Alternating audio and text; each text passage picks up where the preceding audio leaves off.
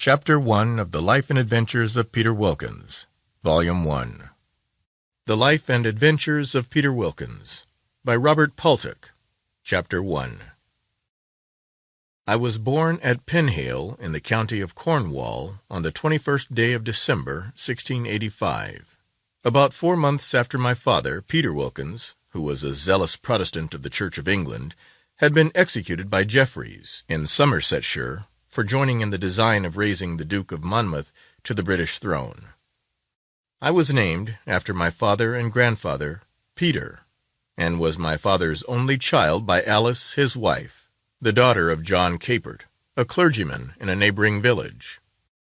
My grandfather was a shopkeeper at Newport, who, by great frugality and extraordinary application, had raised a fortune of about £160 a year in lands, and a considerable sum of ready money, all which, at his death, devolved upon my father as his only child, who, being no less parsimonious than my grandfather, and living upon his own estate, had much improved it in value before his marriage with my mother. But he, coming to that unhappy end, my mother, after my birth, placed all her affection upon me, her growing hope, as she called me, and used every method, in my minority, of increasing the store for my benefit. In this manner she went on till I grew too big, as I thought, for confinement at the apron-string, being then about 14 years of age.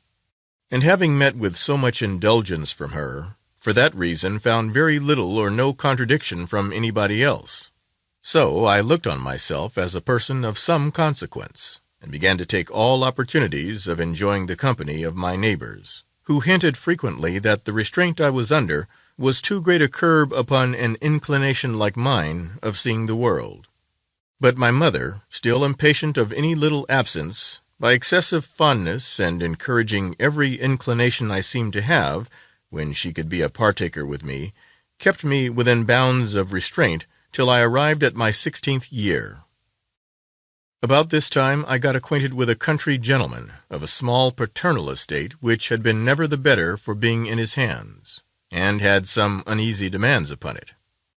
He soon grew very fond of me, hoping, as I had reason afterwards to believe, by a union with my mother, to set himself free from his entanglements.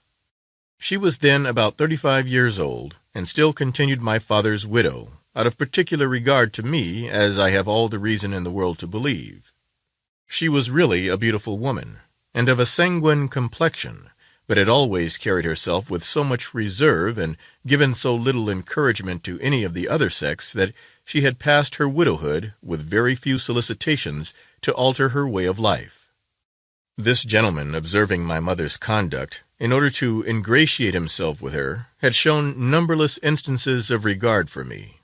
and, as he told my mother, had observed many things in my discourse, actions, and turn of mind, that presaged wonderful expectations from me, if my genius was but properly cultivated.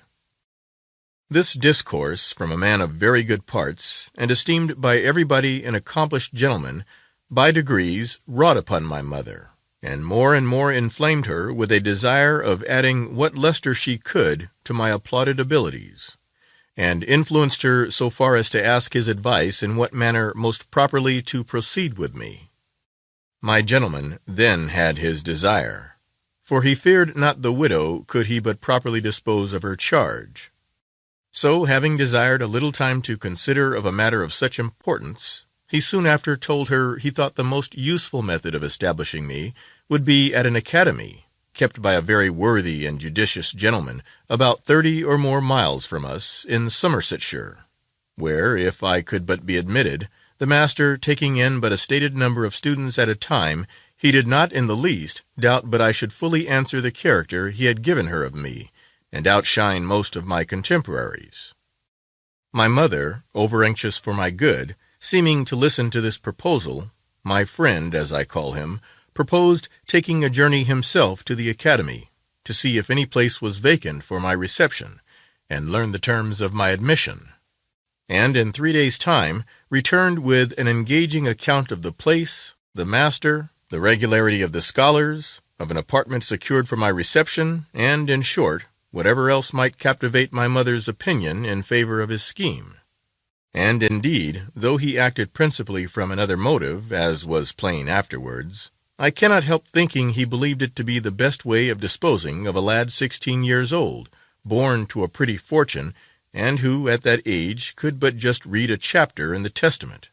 For he had before beat my mother quite out of her inclination to a grammar school in the neighborhood, from a contempt, he said, it would bring upon me from lads much my juniors in years by being placed in the first rudiments of learning with them.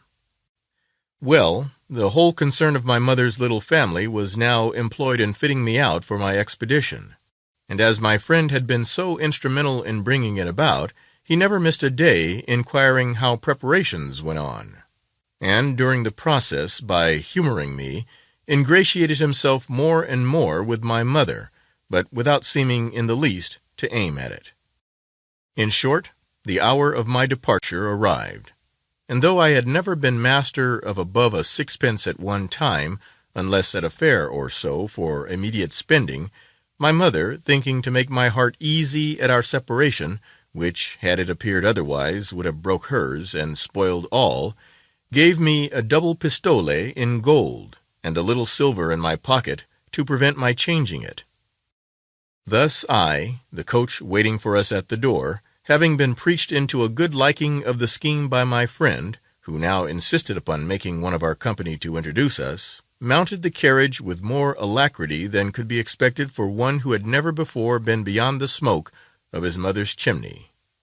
But the thoughts I had conceived, from my friend's discourse, of liberty in the academic way, and the weight of so much money in my pocket, as I then imagined would scarce ever be exhausted, were prevailing cordials to keep my spirits on the wing. We lay at an inn that night, near the master's house, and the next day I was initiated,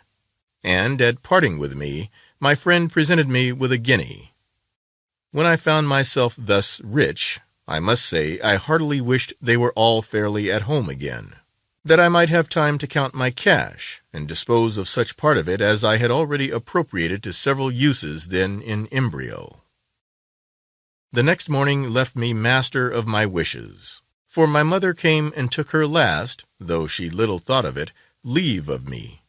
and smothering me with her caresses and prayers for my well-doing, in the height of her ardor put into my hand another guinea, promising to see me again quickly, and desiring me in the meantime to be a very good husband, which I have since taken to be a sort of prophetic speech, she bid me farewell. I shall not trouble you with the reception I met from my master or his scholars, or tell you how soon I made friends of all my companions by some trifling largesses which my stock enabled me to bestow as occasion required. But I must inform you that after 16 years of idleness at home, I had but little heart to my nouns and pronouns, which now began to be crammed upon me, and being the eldest lad in the house, I sometimes regretted the loss of the time past, and at other times despaired of ever making a scholar at my years, and was ashamed to stand like a great lubber, declining of haec mulier, a woman, whilst my schoolfellows and juniors by 5 years were engaged in the love stories of Ovid or the luscious songs of Horace. I own these thoughts almost overcame me, and threw me into a deep melancholy, of which I soon after, by letter, informed my mother, who, by the advice, as I suppose, of my friend, by this time her suitor, sent me word to mind my studies, and I should want for nothing. End of chapter 1.